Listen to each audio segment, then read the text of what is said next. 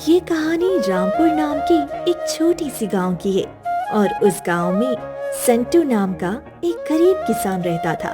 उसकी हालात बहुत खराब थी। वह दूसरों के खेतों में काम करता था और कभी कभी तो किसी के घर पर जाकर साफ सफाई का भी काम कर लेता था ताकि उसके घर का खर्च अच्छे से चल सके। संटू इतनी मेहनत करता था, फिर भी उसके पास इतने पैसे नहीं बचते थे कि वो अपने और अपनी पत्नी के लिए अच्छे से 2 वक्त की रोटी का इंतजाम कर सकी।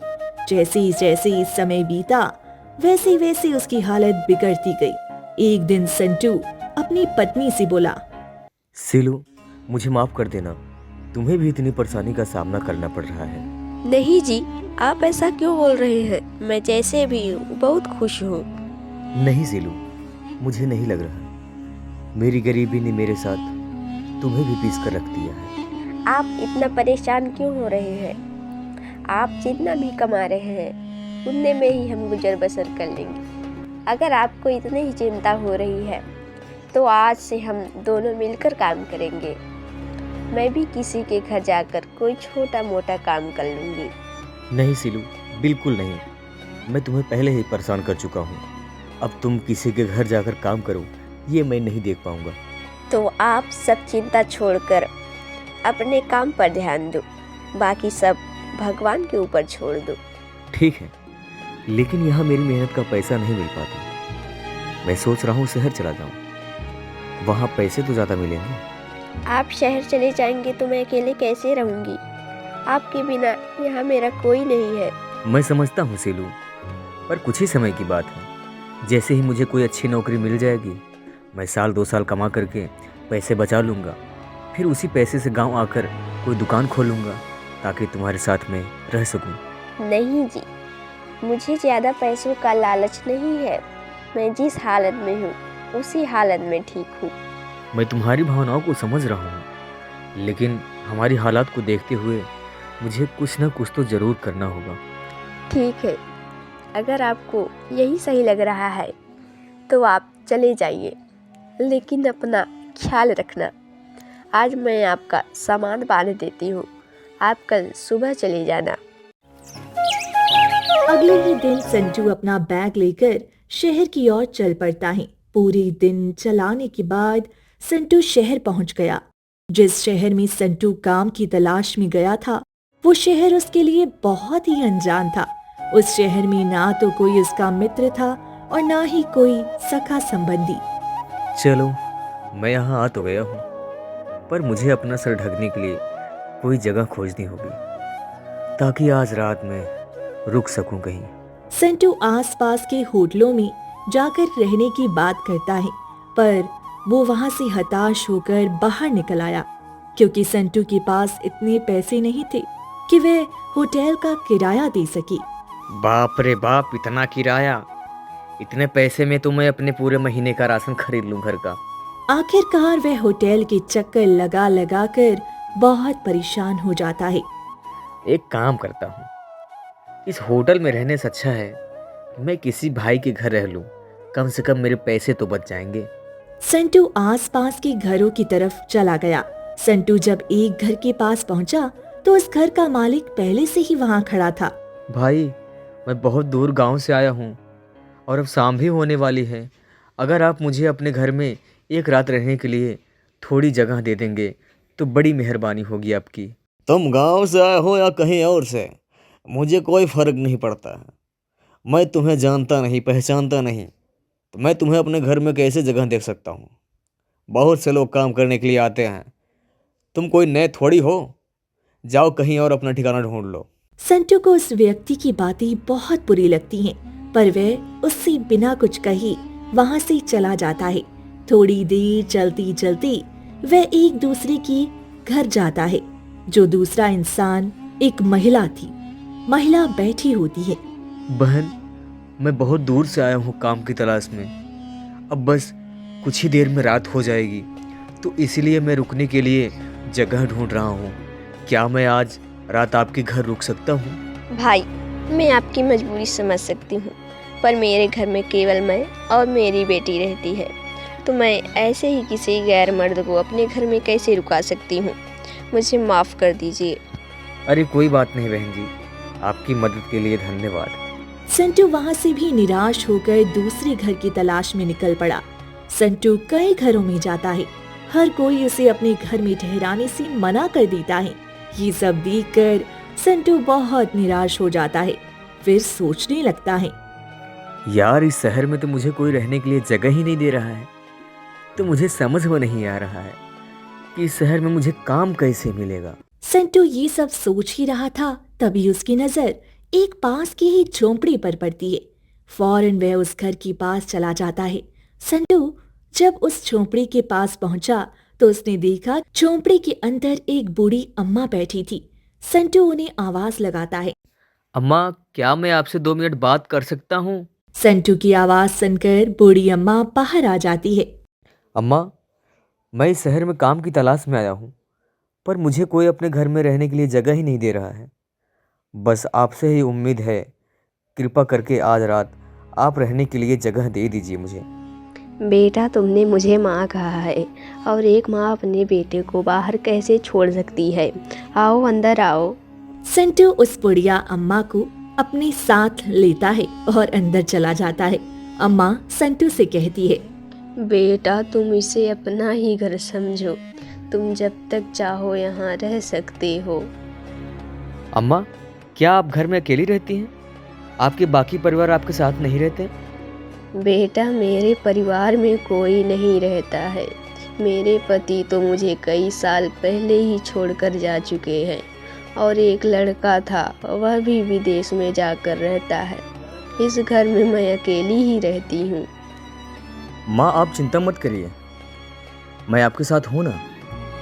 आज से आप मुझे अपना बेटा समझिए। बेटा, तू बहुत अच्छा इंसान है, देखने में भी बहुत भला लगता है। इस शहर में बहुत होशियारी से रहना, क्योंकि यहाँ बहुत ठग रहते हैं। किसी नए आदमी को देखकर उसे ठग लेते हैं। ठीक है माँ, मैं ध्यान रखूँगा, आप चिंता मत करिए। वैसे तुमने कोई काम देखा है बेटा, या देखना बाकी है? अम्मा, मैं कल शहर में नौकरी ढूंढने जाऊंगा। हो सके तो मैं आपके घर के आसपास ही किराए पर एक घर ले लूँगा, ताकि मैं आपकी देखभाल कर सकूं। नहीं बेटा, तुम्हें किराए पर दूसरा घर लेने की ज़रूरत नहीं है। तुम जब तक चाहो मेरे घर में रह सकते हो, क्योंकि जब तक तुम मेरे पास रहोगे मुझे ऐसा लगेगा कि मेरे पास मेरा बेटा है। हाँ माँ, ये तो बहुत अच्छा रहेगा, पर मेरी एक शर्त है। जो मैं किराया किसी और को दूंगा वो मैं आपको दूंगा यहाँ पे। ठीक है बेटा, चलेगा। संटू अम्मा के साथ उनके घर रुक जाता है और आज ही रात वे उनके घर खाना वगैरह खाकर सो जाता है। अगली सुबह संटू काम की तलाश में निकल जाता है। जल्द ही उसे एक सेठ के गोदाम पर काम मिल जाता है। संटू कभी भी सेठ के किसी भी काम को करने के लिए इनकार नहीं करता था और वह हर काम को लगन और ईमानदारी से करता था। संटू के काम के प्रति ईमानदारी को देखकर सेठ बहुत खुश था। संटू की मेहनत देखकर सेठ संटू की पगार भी बढ़ा देता है। संटू अपनी कमाई से सिर्फ उतना ही खर्च करता था जितने की उसे जरूरत हो, और बाकी पैसों को वो अपनी एक छोटी सी थैली में रखता था। शहर में काम करते करते संटू को कुछ दिन बीत जाते हैं। ऐसे ही संटू अम्मा के घर के बाहर बैठे बैठे सोचता है, जब मेरे पास पूरे 10,000 रुपए हो जाएंगे तब मैं पूरे पैसे लेकर अपनी पत्नी के पास चला जाऊंगा और गांव में कोई अच्छी सी दुकान खोल लूंगा ताकि मैं अपनी पत्नी के साथ रह सकूं। ऐसे ही देखते देखते 2 साल बीत जाते हैं। संटू बहुत मेहनत करता है और थोड़े थोड़े पैसे जमा करके अपने 10,000 जमा कर लेता है। एक गरीब आदमी के लिए 10,000 बहुत बड़ी रकम होती है, इसीलिए संटू अम्मा से कहता है, अम्मा, अब मेरे पास पूरे 10,000 रुपये जमा हो चुके हैं और मुझे चिंता हो रही है। अगर यह किसी कारण रुपए खो गए या किसी ने छीन लिया तो बहुत ही अनर्थ हो जाएगा। इसलिए इतने बड़े रकम को घर में लेकर घूमना तो बेवकूफ़ी होगी। क्या पता किसी ने मुझे पैसे छुपाते देख ले, कोई बाद में चुरा कर ले जाए, फिर तो मुझे खाली हाथ ही घर लौटना पड़ेगा। आजकल किसी पर भरोसा नहीं किया जा सकता। बहुत ही बदमाश और बुरे लोग रहते हैं इस शहर में। इसलिए अब मुझे घर चले जाना चाहिए। बेटा तू सही कह रहा है, लेकिन बेटा तू अपने घर इतनी जल्दी गांव क्यों जा रहा है? थोड़े दिन और रुक जा। अम्मा, रुकना तो मैं भी चाह रहा हूँ, लेकिन इन पैसों की वजह से जाना पड़ रहा है। बेटा तू एक काम कर, इस शहर के मशहूर जमींदार मोहनलाल के पास तू चला जा और अपने पैसे उसके पास रख दे, और जब तुझे घर जाना होगा तब तू अपने पैसे मोहनलाल से ले लेना। पर अम्मा, मैं उस जमींदार के पास अपने पैसे कैसे रख सकता हूँ? क्या पता आगे चल के वो पैसे देने से मना कर दे। बेटा मोहनलाल बहुत ही नेक और ईमानदार आदमी है, तुम बेफिक्र होकर उसे अपने पैसे दे सकते हो। शहर में बहुत से ऐसे लोग हैं जो अपने पैसे उसके पास रखते हैं। अम्मा की बात सुनकर संटू अपने पैसे मोहनलाल के पास लेकर चला जाता है। जमींदार अपने सामने नए आदमी को देखकर बोला, अरे कौन हो भाई तुम? यहाँ क्यों आए हो? तुम्हें तो पहले कभी नहीं देखा। जमींदार साहब, मेरा नाम संतू है। मैं एक गांव से आया हूँ। मैं कई साल तक मेहनत करके अपने पास 10,000 रुपये जमा किया। आप तो जानते हैं कि घर का माहौल ठीक ठाक नहीं चल रहा है, इसलिए अपने पैसे आपके पास अमानत के तौर पर रखने आया हूँ। मैंने सुना है कि पूरे शहर में आप ही हैं जिसके पास मेरे पैसे सुरक्षित रहेंगे। जब तक मैं इस शहर में काम करूँगा तब तक मेरे पैसे आपके पास सुरक्षित रहेंगे। कृपया करके इस पैसे को आप अपने पास रख लीजिए। मोहनलाल ने जल्दी से पैसों की थैली अपने पास ले ली। सही कहा संतू भाई, तुम्हें इससे अच्छी जगह कहीं मिल ही नहीं सकती। अब तुम चिंता मत करो, तुम्हारे पैसे मेरे पास सुरक्षित रहेंगे। अब तुम जब भी तुम्हारा मन करे आकर अपने पैसे ले जाना। जमींदार की बात सुनकर संटू भी बेफिक्र हो जाता है और वहाँ से चला जाता है। फिर कुछ समय और बीतता है। देखते ही देखते 1 साल बीत गया। संटू अपने काम में मग्न रहता है। ऐसे ही एक दिन संटू अपने घर के बाहर बैठा था, तभी उसकी अपनी पत्नी उसे याद आने लगी। अब बहुत समय हो चुका है, देखते देखते 3 वर्ष हो गए। अब मुझे सीलो के पास जाना ही होगा। अब जब संटू अपने घर जाने का निश्चय कर ही लेता है तो सबसे पहले अम्मा को सारी बात बताने चला जाता है। अम्मा, अब बहुत समय बीत चुका है। मैं सोचता हूँ कि अब सीलो के पास चला जाऊँ। उससे कहकर आया था कि मैं 1-2 साल में चला आऊँगा, पर मुझे यहाँ कमाते कमाते 3 वर्ष हो चुके हैं। ठीक है बेटा, जैसा तुमको ठीक लगे। फिर क्या था, संटू अपने घर जाने की तैयारी करके जमींदार मोहनलाल के पास अपने पैसे लेने चला गया। जमींदार साहब, अब मैं अपने घर जा रहा हूँ, इसलिए मैं आपके पास अपने पैसे लेने आया हूँ। कृपया करके मुझे आप मेरा पैसा लौटा दीजिए। अरे तुम किस पैसे की बात कर रहे हो भाई? तुमने मुझे पैसे कब दिए थे? जमींदार की बात सुनकर संटू दंग रह जाता है। अरे जमींदार साहब, कुछ समय पहले ही मैंने आपके पास 10,000 रुपये अमानत के तौर पर रखे थे। 10,000? अरे इतनी बड़ी रकम तो तुम्हारे साथ पीढ़ियों ने नहीं देखी होगी। तुम्हारे पास इतने पैसे कहाँ से आ गए? और तुम्हारे पास क्या सबूत है कि तुमने मुझे 10,000 रुपये दिए? साहब, मेरे पास तो कोई सबूत नहीं है, पर लोग कहते हैं कि आप बहुत ही ईमानदार हो, इसलिए मैंने पैसे देते समय कोई प्रमाण नहीं लिया था। संटू अपने 10,000 जमींदार को याद दिलाने की बहुत कोशिश करता है, लेकिन जमींदार संटू की कोई भी बात नहीं मानता। जमींदार अपने नौकरों को बुलाता है और अपने नौकरों से कहता है, यह कोई बहरूपिया है, झूठ बोलकर मुझे बदनाम करना चाहता है। इसे घर से धक्के मारकर बाहर निकाल दो। हाँ, याद रहे कि दोबारा मेरे घर पे ना आने पाए। आखिरकार जमींदार के नौकर संटू को बाहर निकाल देती हैं। जमींदार के घर के बाहर आने के बाद संटू सोचता है, अब मैं क्या करूं? जमींदार तो मेरी मेहनत की कमाई हड़प लिया। अब मेरे पास उसके खिलाफ कोई सबूत भी नहीं है। अब मैं क्या करूं? कमजोर और लाचार संटू वहां से बूढ़ी अम्मा के घर की ओर चला जाता है। बूढ़ी अम्मा के घर जाते हुए संटू फिर से वही बात सोचने लगा। हे भगवान, अब मैं क्या करूं? मेरी मेहनत की जमा पूंजी सब लुट गई। क्या सोचा था और क्या से क्या हो गया। बदमाश जमींदार ने मुझे कहीं का नहीं छोड़ा। हे भगवान, अब मैं क्या करूं? संटू दुखी मन से बूढ़ी अम्मा के पास चला जाता है। संटू को रोता देख बूढ़ी अम्मा बोलती हैं, क्या हुआ संतू बेटा, तू रो क्यों रहा है? तू तो मोहनलाल के पास अपने पैसे लेने गया था ना। हाँ माँ, मैं बर्बाद हो गया। मेरी सारी जमा पूंजी मोहनलाल ने लूट लिया। जमींदार मुझे कहता है कि तुझे पहले कभी नहीं देखा। मुझे कब पैसे दिया था तू पक्का कोई बेहरूपिया होगा। और तो झूठा आरोप लगाकर मुझे बदनाम करना चाहता है। तो अपने नौकरों को बुलाकर मुझे धक्के मारकर बाहर कर दिया। संटू की बात सुनकर बूढ़ी अम्मा दुखी हो गई। संतू बेटा, मुझे माफ़ कर देना, यह सब मेरी वजह से हुआ है। मैंने ही तुम्हें बचत के पैसे जमींदार के पास रखने के लिए कहा था। मुझे नहीं पता था कि मोहनलाल इतना बड़ा बेईमान और धोखेबाज था। लोग तो उसके ईमानदारी का गुण गाया करते थे।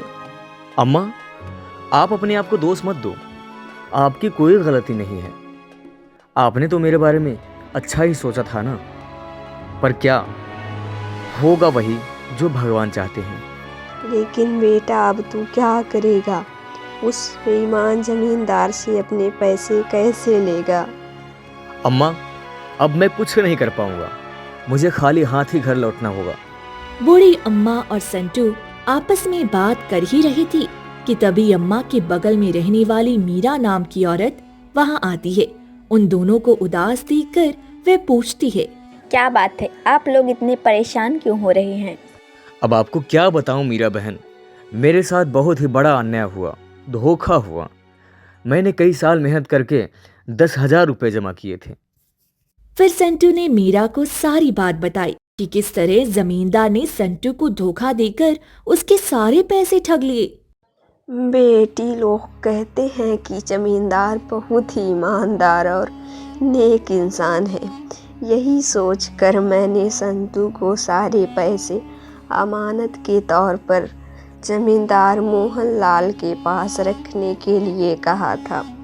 और संतू भी मेरी बातों में आकर जमींदार के पास अपने पैसे रखाया था। अम्मा, आप दोनों परेशान मत होइए। मेरे पास एक तरकीब है। अगर यह तरकीब काम कर गई तो संतू भाई को अपने पैसे वापस मिल जाएंगे और जमींदार की अक्ल भी ठिकाने आ जाएगी। फिर मीरा बूढ़ी अम्मा से एक संदूक मांगती है और मीरा के कहे अनुसार बूढ़ी अम्मा एक बड़ा सा पुराना संदूक लाकर उसके पास रख देती है। बूढ़ी अम्मा से संदूक लेकर मीरा कहती है, अम्मा, अब संतू भैया और हम जमींदार के पास जा रहे हैं, आप भी हमारे साथ चलिए। मीरा अपने सर पर संदूक रखकर उस बेईमान जमींदार मोहनलाल के घर चली जाती है। जब जमींदार का घर कुछ दूर रह जाता है तो मीरा अम्मा से बोलती है, अम्मा, आप यहीं रहकर हमारा इंतजार कीजिए। जब तक जमींदार हमारे भैया संतू के पैसे नहीं दे देता तब तक आप अंदर नहीं आइएगा। जैसे ही जमींदार भैया के पैसे दे देगा तभी आप आ जाइएगा। जैसे ही संतू भैया के पैसे जमींदार दे देगा तब भैया आपके पास आ जाएंगे। फिर थोड़ी देर में आप अंदर आ जाना और मुझे कहना, वह मेरा बेटा व्यापार करके घर आ गया है और वह तुम्हें बुला रहा है, जल्दी चलो। ठीक है बेटी, मैं ऐसा ही करूँगी। फिर मीरा और संटू दोनों जमींदार के घर के बाहर पहुंच जाती हैं और मीरा संटू से कहती है, भैया, मैं पहले अंदर जाती हूँ, कुछ समय बाद अंदर आप आ जाना। उसके बाद मीरा घर के अंदर पहुंच जाती है। जमींदार इतने बड़े संदूक को देखकर सोचता है, इस औरत के पास तो संदूक काफी बड़ा लग रहा है। अगर यह मुझे मिल जाए तो मेरी तो चांदी चांदी हो जाएगी। बहन, आप यहाँ किस काम से आई हैं? और तुम्हारे पास इतना बड़ा संदूक, इसमें क्या है? मैं चंदन व्यापारी की पत्नी हूँ। मेरे पति दूर दराज के देश में व्यापार करने गए हैं। वह कई दिनों से घर लौटकर नहीं आए हैं। जाने वह घर कब आएंगे। और हमारे इलाके में चोरी बहुत ही होती है, इसीलिए मैं कई रातों से चैन की नींद नहीं सो पाई। मुझे हमेशा डर लगा रहता है और यही चिंता लगी रहती है कि हमारे यहाँ कहीं चोरी ना हो जाए। इसीलिए यह संदूक मैं आपके पास लाई हूँ। इस संदूक में हमारे जीवन भर की कमाई, रुपया, हीरे जवाहरात हैं और सोने चांदी हैं। मैं चाहती हूँ कि इसे आप अपने पास संभाल कर रखें। जब मेरे पति व्यापार करके घर वापस आएंगे तब मैं यह संदूक आपके पास से वापस ले जाऊंगी। मीरा की बात सुनकर लालची मोहनलाल सोचने लगा। इसे देख कर लगता है कि संदूक में 7-8 लाख रुपए का सामान तो जरूर होगा। सुना है कि चंदन व्यापारी बहुत ही अमीर आदमी है। फिर जमींदार मीरा से बोला, बहन, तुमने बहुत अच्छा किया जो अपना धन मेरे पास लेकर आ गए। अब तुम्हारा धन बिल्कुल संभाल कर रखूंगा। विश्वास करो, बिल्कुल सुरक्षित रहेगा तुम्हारा धन। तुम जब चाहो अपना धन आकर ले जा सकती हो। पर भाई, मैं तुम्हारा कैसे विश्वास करूं कि तुम मेरा धन सही सलामत वापस कर दोगे? बहन, पूरे शहर में मेरी ईमानदारी का चर्चा है। पूरे शहर में ऐसा कोई भी नहीं है जो मुझे बुरा और बेईमान बता सके। जमींदार और मीरा आपस में बात कर ही रही थी कि तभी वहाँ संटू आ गया। संटू को देखकर जमींदार बहुत ही खुश हो जाता है और फिर जमींदार सोचने लगता है, यह आदमी तो बहुत सही समय पर आया है। अपनी ईमानदारी दिखाने का बहुत ही बढ़िया मौका है। इस आदमी के 10,000 रुपये लौटा दूंगा और इस औरत के हाथ से इसका संदूक भी ले लूंगा। इतनी बड़ी दौलत लेने के लिए मुझे तो 10,000 रुपये की कुर्बानी देनी होगी। बहन, तुम्हें विश्वास दिलाता हूँ, इस पूरे शहर में मेरे घर के अलावा कोई और जगह सुरक्षित तुम्हें नहीं मिलेगी कि जहाँ तुम अपनी धन रख सको। बिल्कुल भी तुम घबराओ मत, तुम्हारी ये अमानत मेरे पास बिल्कुल सुरक्षित रहेगी। अरे हमारे घर में तुम्हारी इस दौलत को कोई छू भी नहीं सकता। चोरी करने की बात तो छोड़ ही दीजिए। मेरे घर में घुसने से पहले कोई भी चोर 100 बार सोचेगा। ये कहते कहते जमींदार ने ऐसा ढोंग किया कि संटू की नजर उस पर अभी ही पड़ी हो और वह बहुत खुश होकर बोला, अभी तुम देखो, इस आदमी ने अपनी पूरी जमा पूंजी मेरे पास रखी थी। यह सुबह ही लेने आया था, पर मुझे उस टाइम याद नहीं आया तो मैंने इसे बहरूपिया समझकर भगा दिया था। पर मैंने अपने दिमाग पर जोर डाला, फिर कहीं जाकर मुझे इसका चेहरा याद आया। भाई, तुमने बहुत सही किया जो तुम अपने पैसे लेने फिर वापस आ गए, नहीं तो मैं अपने नौकर को तुम्हें लेने के लिए भेजने ही वाला था। इस आदमी को तो मैं बहुत अच्छी तरीके से जानती हूँ। यह बहुत दूर से इस शहर में काम करने आया है। यह बेचारा बहुत मेहनत से काम करता है। इसने शायद हमारे यहाँ भी काम किया है। इसने बहुत मेहनत करके पैसे कमाए हैं। क्या तुम इस आदमी को जानती हो? फिर तो किसी बात की चिंता करने की कोई जरूरत ही नहीं है। अभी इस गरीब के पैसे दे देता हूँ। फिर क्या था, जमींदार संटू के पैसे लेने के लिए अपने तिजोरी वाले घर में चला जाता है। मीरा और संटू वहाँ रुककर उसका इंतजार करने लगते हैं। फिर कुछ देर बाद जमींदार संटू के पैसे लेकर संटू के हाथ में दे देता है। संटू तुरंत अपने पैसे लेकर वहाँ से चला जाता है।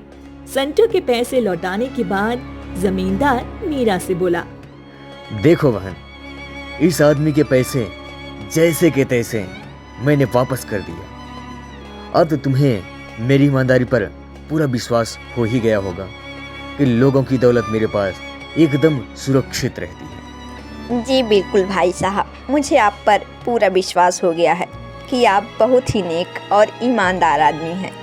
जमींदार मीरा से संदूक मांग ही रहा होता है, तभी बूढ़ी अम्मा जमींदार के घर में आ जाती है और मीरा से कहती है, बहुत जल्द घर चलो बहू, मेरा बेटा व्यापार करके घर आ गया है और वह तुम्हें बुला रहा है। फिर क्या था, मीरा ने अपनी संदूक उठाई और अपने घर चली गई और ये सब देखकर जमींदार गुस्से से आग बबूला हो जाता है। गुस्से के मारे उसका बहुत बुरा हाल था।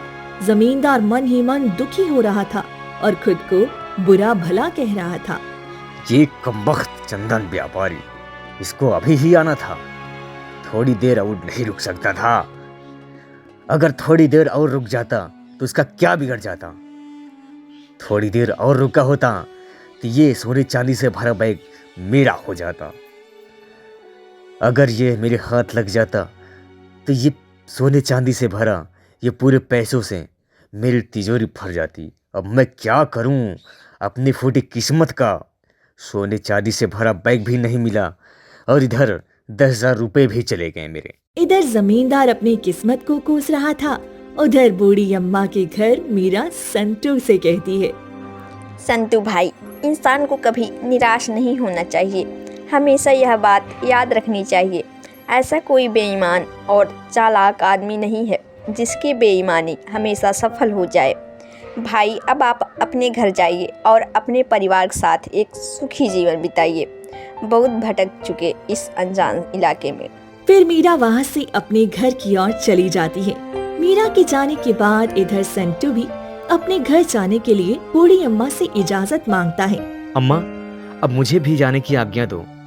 आपका बहुत बहुत धन्यवाद जो इतनी बड़े अनजान शहर में आपने मेरी मदद की और रहने के लिए जगह भी थी। अम्मा, आपका एहसान ये अब जिंदगी भर नहीं भूलूंगा मैं। अरे, इसमें एहसान की क्या बात है बेटा, तू भी तो मेरे बेटे जैसा है। मैंने तो बस माँ होने का फ़र्ज निभाया है। अब तुम तो अपने घर जाओ और हमेशा खुश रहो। मेरा आशीर्वाद हमेशा तुम्हारे साथ है बेटा। फिर क्या था, संतू अपने घर के लिए निकल जाता है और अपनी बचत किए हुए 10,000 रुपए से वे गांव में एक छोटी सी किराने की दुकान खोल लेता है, जिसके कारण अब उसे किसी के यहाँ मजदूरी भी नहीं करनी पड़ती थी और वह अच्छा खासा कमा रहा था। और सबसे बड़ी बात, वह अपनी पत्नी के साथ रहता था। दोस्तों, ये कहानी से हमें ये सीख मिलती है कि हमें कभी भी हार नहीं माननी चाहिए। और अगर संतू भी हार मानकर अपने घर आ जाता तो उसकी पूरी जमा पूंजी जमींदार मजे करके लुटाता, लेकिन उसने ऐसा नहीं होने दिया और तो और ऐसे ही भोले भाले लोगों को लूटता रहता। पर मीरा ने अपनी सूझबूझ से जमींदार की अकल ठिकाने लगा दी।